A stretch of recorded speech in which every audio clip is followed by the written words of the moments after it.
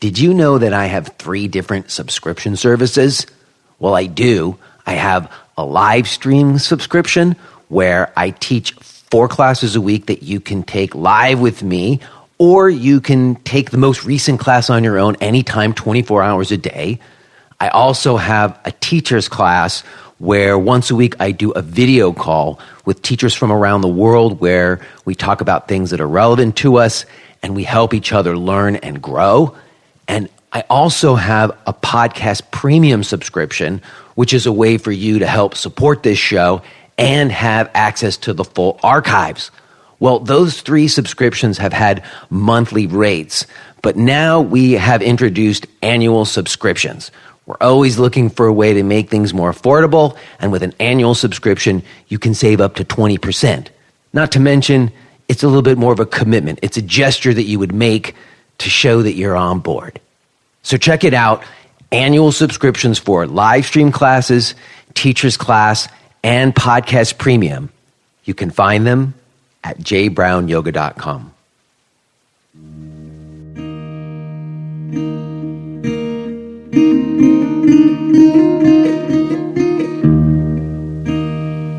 All right, here we are. You just hit play, and in so doing, you have connected us through the asynchronous universe of the internet and RSS feeds. This is Jay Brown Yoga Talks podcast. My name is Jay Brown. Are you new here? If so, come on in. Welcome. Make yourself comfortable. Everybody else, how's it going? Are you doing all right? Did you have an okay week? I hope so. I have a great talk to share with you today with Ethan Nichtern, and I am going to tell you some about it in just a bit. But first, there is breaking news that ought to be reported. Many of you have reached out to me and expressed that listening to this show feels like you're getting connected to a broader yoga world. And maybe that's really just like the North American yoga world. I don't know if it's really like a world in terms of global yoga, but at least in terms of what I am aware of in my immediate sphere. And I do travel around to some, but there have been some recent news stories, and I think impacts that those stories have had. First, let me just mention that the Yoga Teacher Union in New York did pass. If you were listening a few weeks ago, I had Julie Dorman here, and we talked about that effort by these 100 or so yoga teachers in New York to form a union and negotiate their terms of employment with the YogaWorks Corporation, and they did vote to do that, and that has happened, and that is a precedence. That is the first yoga teacher union that has existed. And when we were talking about it, I was sort of expressing some skepticism about whether or not I felt that was going to change the yoga world. But really, I want to commend the teachers. I want to express my support for that effort because I think that it's pretty cool that yoga teachers sometimes have had a reputation in the past of being kind of flaky. And I remember when some stuff went down in New York back a long time ago, and we came together in some ways, but I got kind of disenchanted as to whether or not yoga teachers could actually come together and do things. So the fact that this group of yoga teachers came together and did something is cool. And I want to mention that and tell them that I'm wishing them the best. I'm really curious to see how it plays out for all of you there. Now, the other thing that wants to be mentioned, I think, is the New York Times article. Did you guys hear about the New York Times article? I think it's a week and a half, maybe almost 2 weeks ago. I didn't mention it so much last week, I don't think. But there was this New York Times article and then also a video documentary in the New York Times Weekly, they call it. And it was profiling the sexual abuse scandals in the yoga world. The Ashtanga community, Karen Rain was featured, and Jubilee Cook and Matthew Remski. And there was mention of Eddie Stern, and he kind of abruptly cuts off the interview, and it doesn't paint a very favorable picture of him, let's just say. And then what ends up happening is the author, who's doing this story on these abuse scandals, ends up seeing that there's a hands-on adjustment workshop being given at this yoga festival. So she signs up for this hands-on adjustment workshop with Johnny Kest. I don't know if you know who Johnny Kest is. He's a well-known teacher who actually is affiliated with a really big company. I think it's called Yoga Life or something, like a big company that has teacher training and everything. And so in any case, he's doing this hands-on adjustment workshop at the festival. And so the New York Times goes there, and in this workshop, he demonstrates this quote-unquote adjustment. I don't even know if you could call it that. It actually has a name. They call it the diaper change. And if you haven't seen it, you should go see it. It's incredible. And then this woman in the workshop is seen to kind of raise her hand and say, hey, do you ever ask anybody before you do that? And it leads to this kind of discussion sort of about consent, but really Johnny Kest just says, nah, I don't do any of that stuff. And in any case, this story has had quite a bit of impact since it came out. First of all, I just learned recently that the company Yoga Life, since it came out, there's like so much bad kind of press afterwards that they have now instituted a policy of consent cards in all of their yoga classes. Even though Johnny Kest was like, I don't do any of that stuff. Well, if he's teaching at those places, he is now, because that company that he works with, they have all decided to respond by using consent cards. Now, whether or not you think consent cards is an answer, the fact that this big company chose to do that in the last week and a half since the article came out is pretty significant. There are also some more developments concerning Eddie Stern. Like just today, he kind of sent out a response, and there's more to be talked about there. But what I want to say to you all is that a few days ago, I recorded a talk with Catherine Salin-Darrow, who is the woman who was in that workshop who raised her hand and asked Johnny Kest the question. And it's kind of a crazy little story by which I happened to record with her a few days ago. And normally I don't really do like a breaking news thing. There's usually anywhere from like 3 to 6 weeks between the time that I record something and the time you hear it. But this time I bumped it up because I recorded with her a couple of days. I'm going to play it for you next week because let me just say, there is more to the story than was in the New York Times article. And Catherine was very forthcoming. Let's just say that. So I do think that there might be a little bit of news made on this show next week. So check it out. And if you haven't read that article, go look at what's going on. It's, I think, very significant. I even have another follow-up one after that, the following that I just recorded today with Alex O'Dare.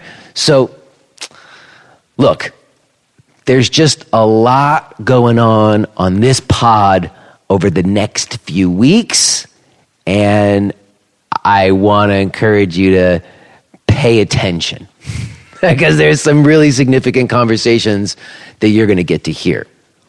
One of which is today's with Ethan Nichtern. And Ethan and I were introduced once 20 years ago, as we actually reminisce over this one moment we had together so many years ago. But other than that, I don't know Ethan. We have many mutual friends, people I know who've studied with him. But this is the first conversation we've ever had. And if you don't know what's going on in the Shambhala tradition, just like in many yoga traditions, and we talk all about it today, that tradition is in quite a bit of turmoil because the guru at the head of that tradition was found to be an abuser of women. And like we've been talking about on this show a lot, people like Ethan and folks who have benefited from these traditions, whether it's Shambhala or Ashtanga or Iyengar, or any of these traditions where people have had positive, transformative, beneficial experiences through the study of those systems, are then confronted with all kinds of difficult to grapple with questions when the heads of these systems, who were revered and looked to as the masters of the system, are then revealed to be not examples of what people thought they were. And how do you handle that? And can you separate the teachings from the teachers? And if so, how do you do that? Where do you put these figures, Well, these are difficult questions, and I didn't really know how it was going to go to talk to them with someone I didn't really know, but you'll hear. I think we really came together, and I think there's a lot here for you today. I'm glad that you're going to get to hear it. Before we do, let me say a quick something to any of you out there who are managing or owning yoga studios and using MindBody Online. That's right. Those of you who've been around, you know what I'm going to say. I'm going to suggest that you consider switching to today's sponsor, KarmaSoft. And, I have been singing the praises of KarmaSoft long before they sponsored this show, because that's the software that I used when I had my yoga center in Brooklyn. And I knew the owner of that company, KarmaSoft, Rudy Senecal, personally. I interacted with him. He's been on the show. We talked all about it. I remember when I wanted KarmaSoft to do something that it didn't do, and I reached out to Rudy and I said, "Hey man, I really wish that this software would do this," and he made it happen for me. It was very responsive, and to this day he's like that. And I think that's the difference when you go with KarmaSoft as opposed to something like MindBody. So do yourself a favor. Make your life more efficient and deal with a person rather than a big company. Check out KarmaSoft. Go to karmasoftonline.com. Also, this year is sailing by. I can't believe it's like the end of November already, but My Gentle is the New Advanced Easing the Pain Tour is kicking off in Europe in January. It's like coming way too soon. But listen, if you're in Europe, I would love to hang out with you. I'm going to be in London, England, January 11th and 12th. I'm going to be in Vienna, Austria, January 15th and 16th. And I'm going to be in Berlin, Germany, January 18th and 19th. Now, the London gigs got like a lot of space in there. The Vienna and the Berlin gigs, those are much smaller gigs, you guys. Not a lot of space in them. I already saw like a bunch of registrations coming in for Berlin. There's still spots in Vienna. Come on, you guys, I'm looking forward to this Europe trip, and I don't get out there very often. So if you're listening on a regular and you were thinking about it, do it. Come on, let's hang out. Easing the Pain Tour 2020. You can register for those dates in Europe, and there's a whole bunch of dates back in the States. You can find all of them at jbrownyoga.com/tour. That's jbrownyoga.com/tour. Okay, y'all. I am going to touch base with you on the other side. I want to tell you a little bit more about these talks with Catherine Darrow and Alex O'Dare that are coming up over the next few weeks. But I think we really have a lot on our plate today already. So let's get to it, okay? Let's listen to this conversation that I had with Ethan Nichtern.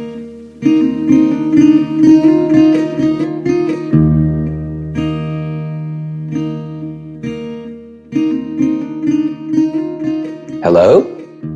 This is Ethan. Hey. Hey, Ethan. How you doing, man? Doing well. I'm just going to change my name because I use the account that I use to teach online. So it's just a weird... I'd rather be Ethan than online Buddhist studies. It's all right. No one's going to see that. That's just between you and me. Yeah. How are you? I'm doing pretty good, man. How are you today? Doing well. We've met. I know of you, and I think we met in person like maybe once or twice. Well, I have only one memory of us actually being introduced and shaking hands. Do you remember that? Would that have been at Go Yoga? Yes. All right. That was at Go Yoga in the Girdle Factory before they moved to Big Street. That has to have been like maybe 2000 or 2001. Yeah, I taught there from like 2001 to 2004, something like that. So right. I think it was when you first showed up, she introduced me to you. Yeah. But that's almost 20 years ago, man. Is that crazy? How's that possible? I mean, yeah, if we want to just talk for an hour about being old, I'm down to do that. I don't think that's what your agenda is for the podcast. Well, I don't know that we're that old. There's really people older than us. I was just talking about me. Well, for me, what's interesting and crazy is that, I just sort of brushed up against you at that time. And then we've sort of run in somewhat parallel for a lot of years. Yeah. You're still in New York, right? No. I moved from Brooklyn to Pennsylvania like 2 years ago. Okay. I bailed, man. I jumped ship. But are you still teaching or? Oh, yeah, sure. Yeah. I'm teaching. I have a studio here. I travel. Oh, you have your own studio there. Okay, very cool. Well, I don't have like another center. I have like an artist studio space. Oh, gotcha. But I do teach some classes out of there, but it's not like, 42 classes and 15 teachers like I had in Brooklyn. Right.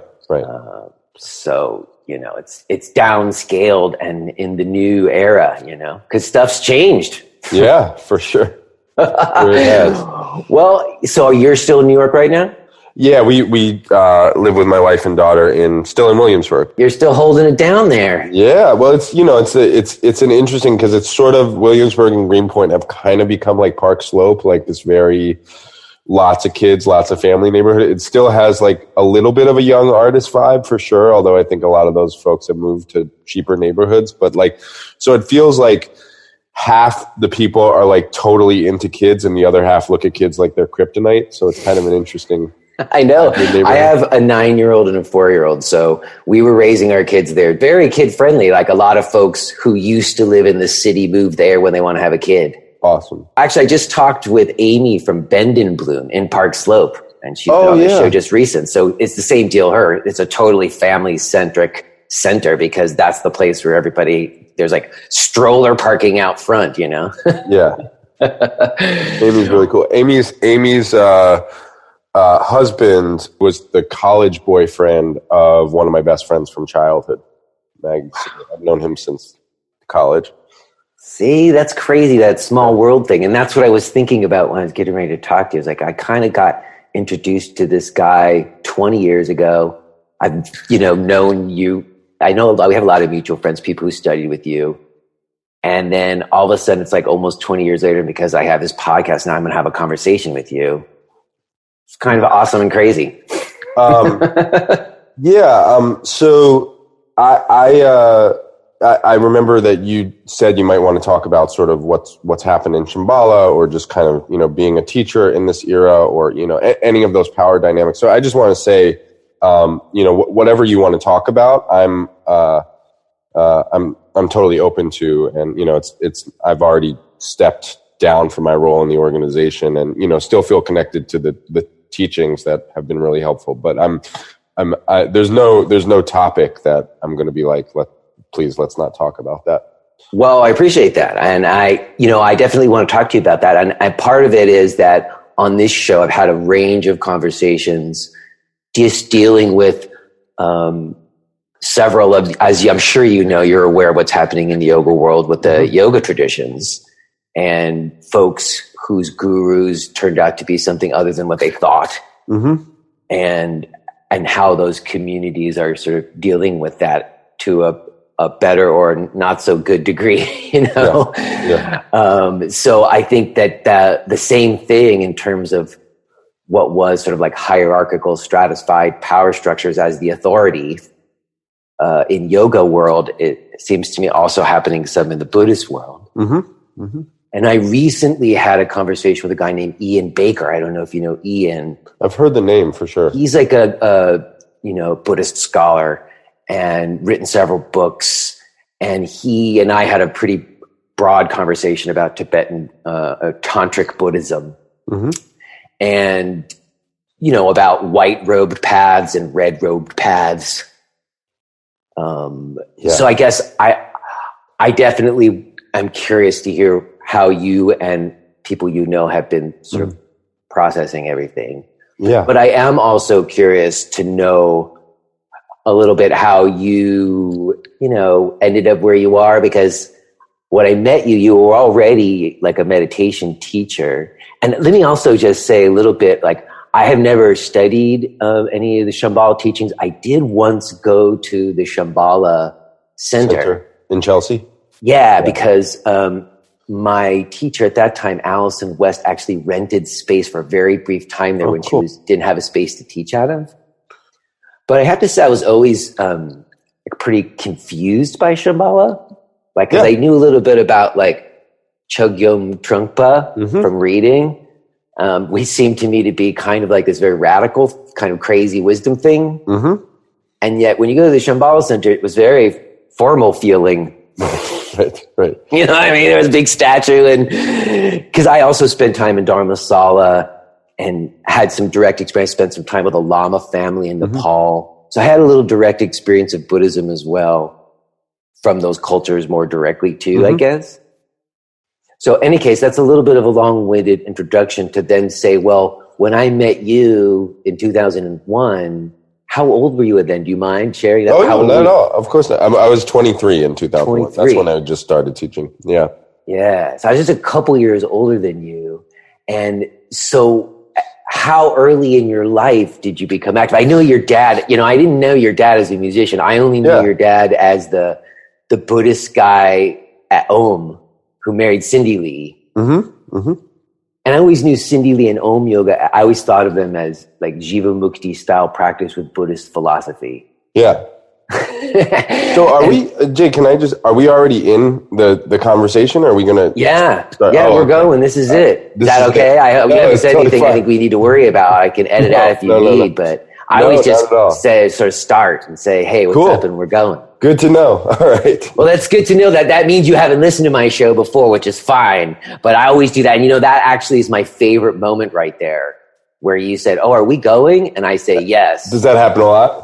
Not so much, because people who've listened to the show know that I do that. Okay, so I didn't do my homework. I apologize. No, you don't need to do any homework. It doesn't matter. You don't need to listen to the show. But like people who haven't listened to the show, sometimes that moment just happens. It's kind of my favorite moment because it sort of demonstrates that we are actually having an actual conversation, and I didn't write out questions and all that stuff, Cool.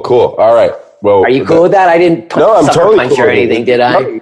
No sucker punch. It's just contextualizing my mind to like, the notion of sort of, and it's an interesting notion of this era in general, or just being any kind of teacher or person on social media is like the parts of yourself that are like, in private and the parts of yourself that are in public. It's interesting. That's actually one of my best, from the ways that you can tell if a person has attained full awakening in the Buddhist tradition,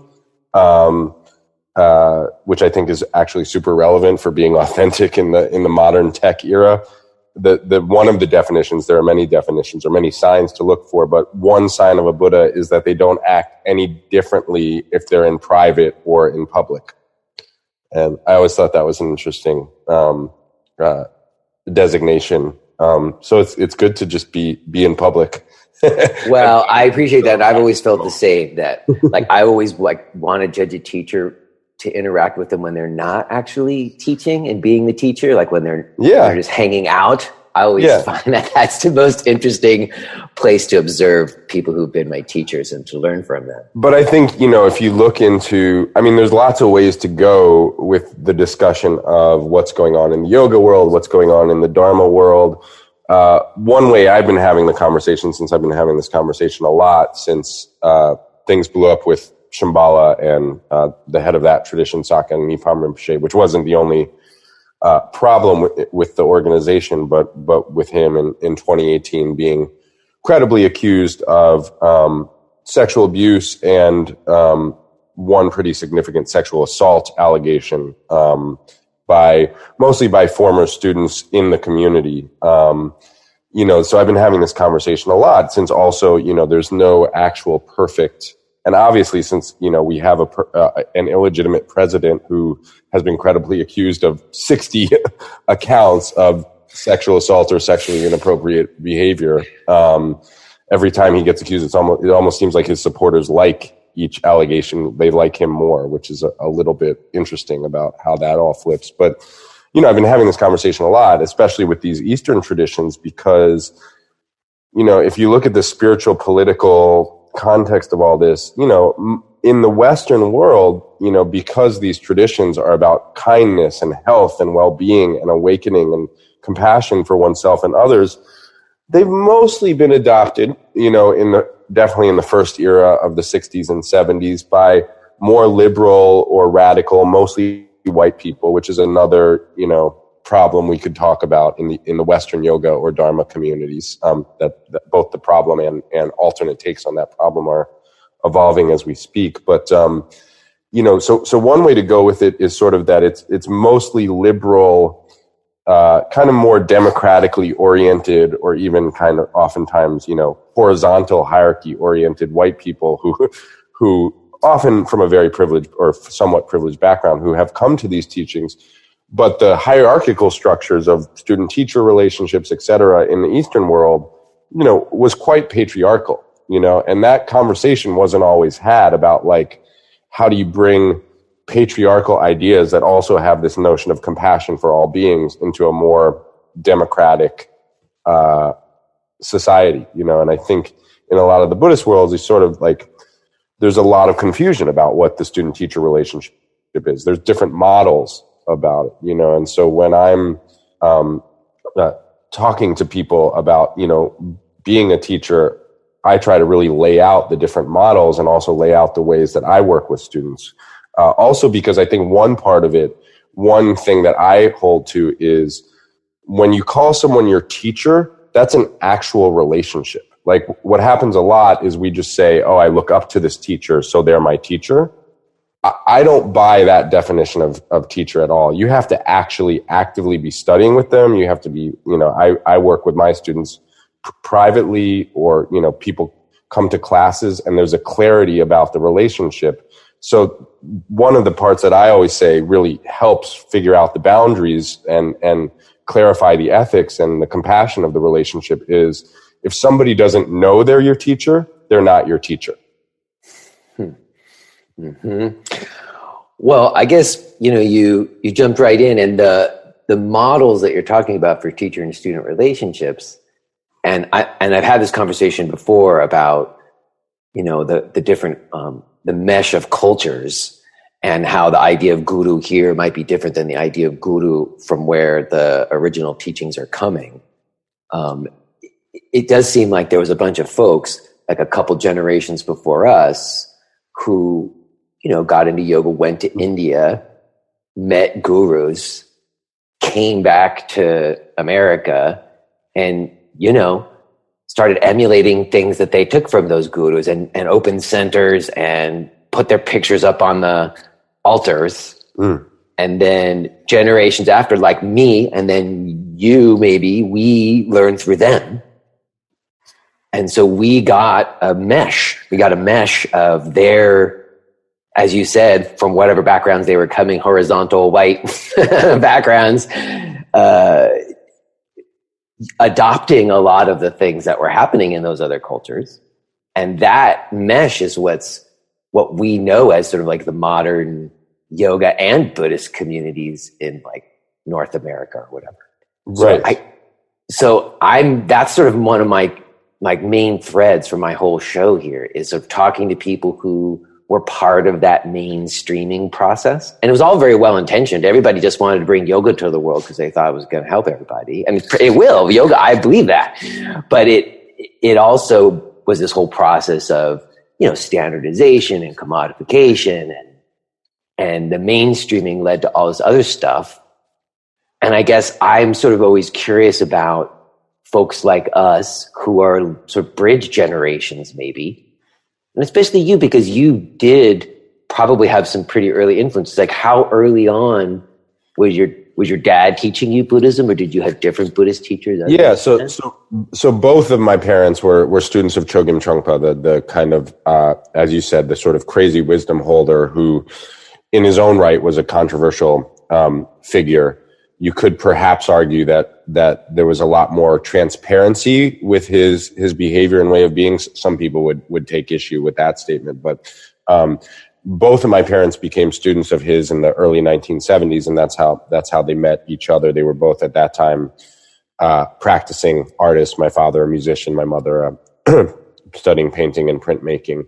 Both really taken by his radical style. I think also his interest in creative process and Western psychology and, really making the Dharma alive and captivating. I grew up, I lived the first 2 years of my life at a meditation center, 1978 to 1980 in Vermont, which was in the Shambhala tradition. And then we moved to New York City, where my father had been from. So that's where I was a kid. And I'll be really honest with you. Like, we would go to it wasn't called the Shambhala Center, it was called Dharma Datu then, but we would go to, our center, and there would be activities for kids. Allen Ginsberg would show up and do songs and poetry exercises with us a lot. So that's probably, like, in terms of the teacher I got, randomly as a kid, who I didn't even know was a big deal then, who I should count my lucky stars that I got to hang out with a little bit as a kid. Allen Ginsberg might have been the best thing for kids at the at the center back then. And I'll be honest, like, my parents had a tricky relationship. They ended up getting divorced when I was 10. I wrote about this in my last book, The Dharma of the Princess Bride. So, I think as a kid, I also had some judgments towards Buddhism because of them, and because, they had what I would categorize as a somewhat messy divorce. And that was right around the time that Chogyam Trungpa died at the age of 47, which was clearly the best take on it is he was not taking care of his body at all, which he like massive amounts of cocaine, you mean, and stuff?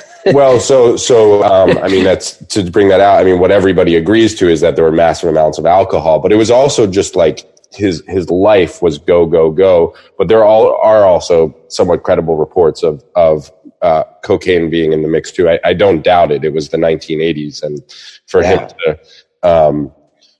I was also, back then I was a baseball fan, and the 1986 New York Mets were all a bunch of cokeheads apparently too. So I don't know who wasn't. Well, yeah, what's interesting to me, it does seem like your folks and that teacher were coming out of the 60s, sort of free love, into the 70s, where everything started to turn a little gross. And then into the 80s, maybe even grosser. Yeah. Yeah. So, I was really interested. Like, I remember having a bored and sort of struggle filled, but deep interest in the mind and watching the mind. I did a few meditation classes for kids, which, friend and mentor to this day, Eric Spiegel, taught, which, God bless, or Buddha bless him, for wanting to teach a bunch of little kids how to meditate. Lots of patience there. Mm-hmm. As a teenager, I really got into it. I started reading a lot of books, Chogyam Trungpa, Suzuki Roshi, Thich Nhat Hanh, and was really interested in, from a philosophical and psychological standpoint, mostly philosophical. I like to argue with my high school teachers. I like to argue with the things that I read. And whenever I was in high school reading a book on Buddhism, there was enough space for me to have the argument with it. It was almost welcoming the argument, the philosophy of the tradition. So, I would say it was, after my first, major heartbreak in college, which people joke that the Pema Chodron book, When Things Fall Apart, is her most popular book, but that's often when you come to spiritual practices. And so when I got dumped for the first time in college, that's when I really, fully immersed myself in studying Buddhism and meditation, etc. So, but you didn't rebel against your parents and want to go become an investment banker and not have anything to do with Buddhism. You still were into it, even though, I'm curious, do you have any memories of what's his name? I'm sorry, Chogyam Trungpa? Did you have any memories of actually from your childhood of interacting with him at all? Apparently I was around him a lot as a baby, because we lived at Karme Choling and he had a house right next to Karme Choling. And I remember meeting him once or twice as a little kid, and him being, a nice, sweet man to the kids who there was much kind of ado about. He was wearing a suit one of the times I met him, which is that same sort of interesting formalization, I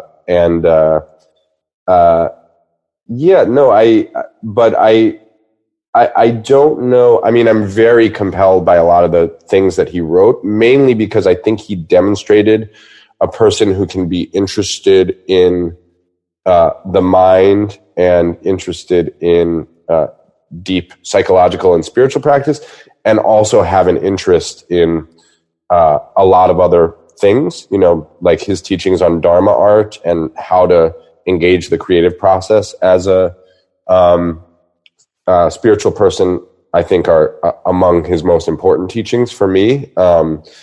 I disagree with, some of his teachings. Like, he apparently was not a very big fan of democracy. He would compliment the regalness of Ronald Reagan and make fun of Jimmy Carter, which sort of now that Jimmy Carter has proven himself to be perhaps the greatest bodhisattva or compassionate being to ever hold the presidency, and he's just 95 years old, still building houses for people and teaching Sunday school, it feels very anti-dharmic, to me, to for a Buddhist teacher to think he wasn't a good leader. But there's space. I think that's the other part of it, is that if you have, and that's another conversation we could have, that guru is not the only structure of a teacher relationship in the Buddhist tradition. It actually, in the Tibetan system, that has a very particular meaning and usefulness. It's one of several different ways of relating to a teacher. Well, you're very clearly in this, in just what you said, separating out things that you have maybe learned from that person. Mm-hmm. And that's, a conversation that I have a lot on this show about that. And it's sort of a hard thing to reconcile sometimes. Yeah. And I guess what I always have found is that when I talk to somebody who's in, or like connection to the practice is not the person, but like something that they learn from the person, that person is often a little more in a better position to somehow find a place to put the contradictions. Mm-hmm. But folks who like really identify with that person and they have a lot at stake, frankly, and wrapped up in that person. Yeah. When then it's revealed, those are the folks who I think are the ones who are still in denial and won't even admit stuff has happened.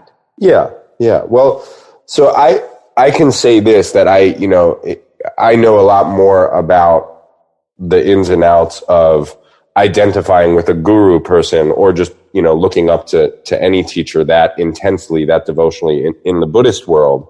I am a yoga practitioner. I've been around the kind of Western, what I like to call the Kale Belt, Brooklyn and Austin, Texas, yoga communities a little bit. So I haven't seen how the full-on guru approach manifests in the Western yoga community, although obviously I've heard, some of the stories about when it doesn't work so well.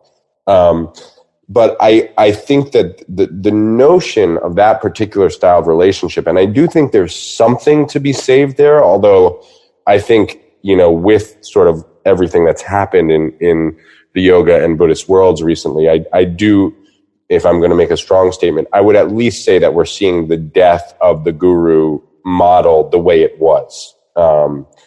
I don't see a way of that kind of surviving in the Western world. But I do think there's something to pull out to understand at least the healthy notion of taking on devotion to a guru. And the way I understand this in the Tantric Buddhist world is that at a certain point, you need an actual commitment to an embodied individual who represents the kind of a direct relational space for working with teachings like the nature of mind or the meaning of compassion. That up until that point, one's commitment is a little too generic or abstract.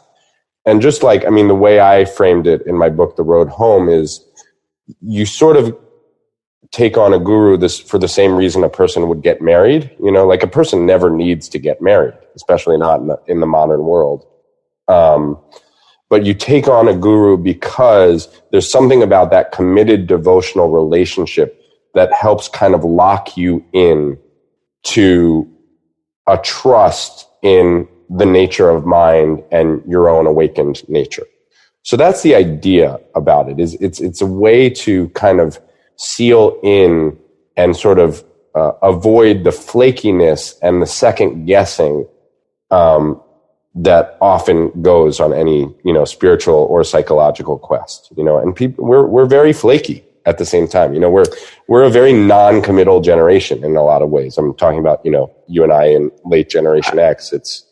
I completely appreciate that. I start almost every workshop sort of on that point, that there was a time where if you wanted to learn yoga, you had to seek out a teacher and then convince them you were a worthy student. You didn't just pay for it and get it. Right. And I've or also download it. yeah, right. And I'm thinking of this conversation I had with Jim Mounce, and this scholar who you probably heard of, and he had a guru. He has a guru, and we talked about his guru, and you know, he talked how this notion that, you know, he chose his guru because he was charismatic, which was like a sort of taboo thing to say these days. Well, but we all do a little bit of that. Yeah, totally. But the point is that he was talking about this different relationship, but that relationship that he had to that guru, which seems more like what you're sort of describing in a sense, it didn't have a culture around it that wasn't inviting him to question. You know what I mean? That he didn't get assaulted sexually. You know what I mean? That there's a culture around gurus as well. So yes, there's this idea of a healthy guru relationship, but the way it's played out has very rarely been expressed in that kind of healthy way. Yeah, although there are examples, I would say, of more healthy, you know, in the Buddhist world you look at, and they often, like when I wrote a blog post stepping down from my role as a senior teacher in Shambhala last year, you know, I mentioned one of the main vow that you take to a guru in the Tantric Buddhist tradition is called Samaya, which basically means word of honor. And that's the kind of getting married to a teacher moment. And so, you know, it's interesting because a lot of the people, a lot of the more, you know, people who I would say see these situations of abuse or abuses of power in a more black and white situation. Like one question I've gotten is like, why is it even ambiguous whether or not you would step out of Shambhala, you know, or end your relationship with your guru, you know, like why wouldn't you do it immediately? And it's because a lot of people were dealing with sort of what is the meaning of their Samaya vow, you know, what is the meaning of that commitment? Because, you know, when we make a commitment, we also want to honor the commitment, and it takes a while to actually contemplate and feel through and think through how to hold that. So, you know, I'm thinking of a teacher like Mingyur Rinpoche, who's a very popular Western Tibetan lineage, you know, Vajrayana or Tantric teacher who is a guru to many. But he wrote this article on Samaya, this vow of honor, in response to another older Tibetan Lama who has recently passed away, Sogyal Rinpoche, who was called out for major abuses of his role as well. And he gave a much more kind of liberal or progressive interpretation of Samaya as honoring a workable relationship as long as the teacher has integrity, and that ultimately your Samaya, your vow, is not to that person, it's to upholding your practice and to connecting with compassion in the awakened state of mind. But let me ask you something. If your guru hurts other people and you become aware of that, doesn't that like nullify the commitment? Isn't that like a breaking of the commitment? Don't they have to make a commitment to you to like be an example of what they actually teach? Yes. I mean, that's, I mean, and the hard part about relating this to marriage is oftentimes you don't know your guru well. Like that's the thing, conversations I've had this year is like, you know, I was a committed student of Sakyong Nippon Rinpoche for, you know, about 17 years, from 2001 to 2018. I want to be honest with you. I didn't really know the guy hardly at all. He had so many students, and that's the other part. It's not the guru model in Buddhism is not, and I think it's this way in yoga, is often not a very close personal relationship. It's a more devotional relationship. So, but like the marriage vow, yes, when your partner, if you are married to somebody and your partner causes harm, sure, that could nullify, that could be grounds for saying I'm stepping out of this. And that is what, at least for right now, that's definitely what I've done, not just my role in the organization, but also I don't feel any active relationship to him. I do feel gratitude towards what I learned from him, and I'm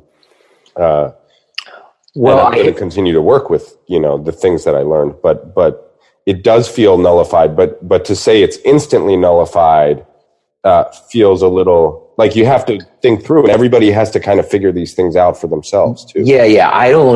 I don't begrudge anybody like having to work through stuff. I work through stuff very transparently on this show. People have seen me make mistakes and then have to apologize for them. Like I'm not one to go back into someone's past and litigate. Everybody's evolving. Although it is good to reflect on the past and generate remorse, but also it's interesting to me because you sort of said earlier that when you were talking about if you call someone your teacher, you have to have like an actual one-to-one relationship with them. Well, you did have some one-to-one relationship with this Rinpoche, but you didn't really know him. So yeah, it was rare. The one-to-one time was very rare in that case. And we were just taught to say, well, that's just the way it is. There's only one guru in this tradition, which I'm now learning was entirely a structure of his making.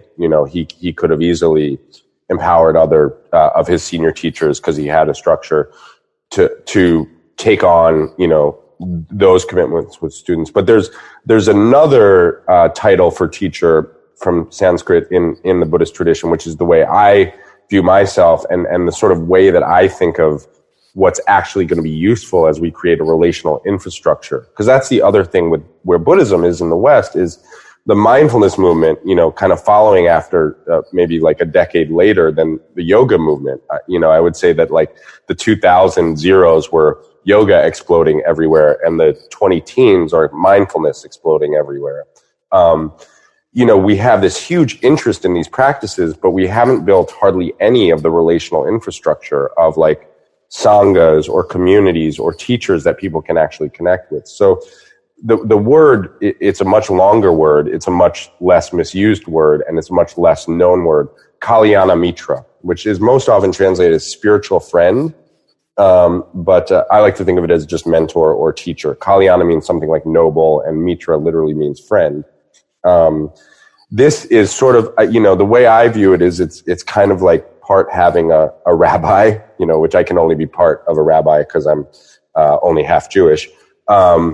It's like having a life coach. It's like having a meditation teacher. So it's somebody who's connecting with you on the path and also sharing their own journey with you. And, that's the way I work with my students. I don't want to be anyone's guru, mainly because I think until we understand what that devotional model is, it's not really going to make sense to take it on in a Western democratic society. And also, I don't really feel prepared to be that kind of devotional beacon for anyone. I don't feel like that's. I think it's risky territory. I mean, as you said, I think you're right. We are looking at kind of the death of the guru, and I think it's because folks who are discerning, who've been paying attention and observing, have seen the failings of that for Westerners in particular. And I'm with you. I'm always talking about a friendship-based dynamic where there's a mutuality there. And, as soon as someone learns whatever a teacher is teaching them, they're the same. There's no difference between them.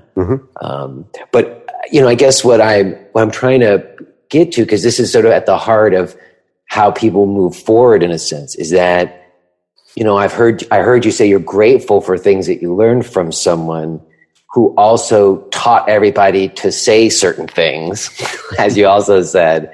And that, again, that I'm sort of wondering, like, how do we, and in the comparison is Patabi Joyce, where, a lot of people had positive experiences with him and think of him as a yoga master. And then at the same time, he was sexually assaulting people. And so can you call someone who was sexually assaulting people a yoga master?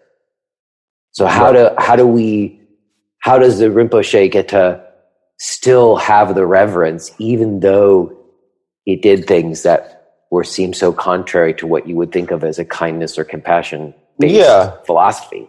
Well, that's the other part about a relational model is you only become a yoga master or a dharma master if somebody is in relationship to you, if you're being perceived that way. Right. It's not like you get a title in the abstract objective universe of like master. It's because there are people who say, I view you as a master and I want to, study, So I don't really care what title we give Pattabhi Jois. Let's just I don't even know if Pattabhi Jois is his given name, but let's just like call people. That's been an interesting thing that people have stopped calling Sakyong and Rinpoche are both kind of elevated titles. So as people have expressed their hurt, some people have just stopped calling him Sakyong or Rinpoche, and right. In yoga, they stop calling him Guruji because Guruji is this term of reverence.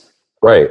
I think the more important question is if you decide, because sometimes, obviously teachers, whatever level of relationship we have with the teacher, they're going to fuck up, So if you decide that a fuck up and is repairable in the relationship, then that's one thing. If you decide. If you are hearing this message, then you're listening to the free version of J. Brown Yoga Talks. To hear the rest of our conversation, please subscribe to Podcast Premium at jbrownyoga.com/premium.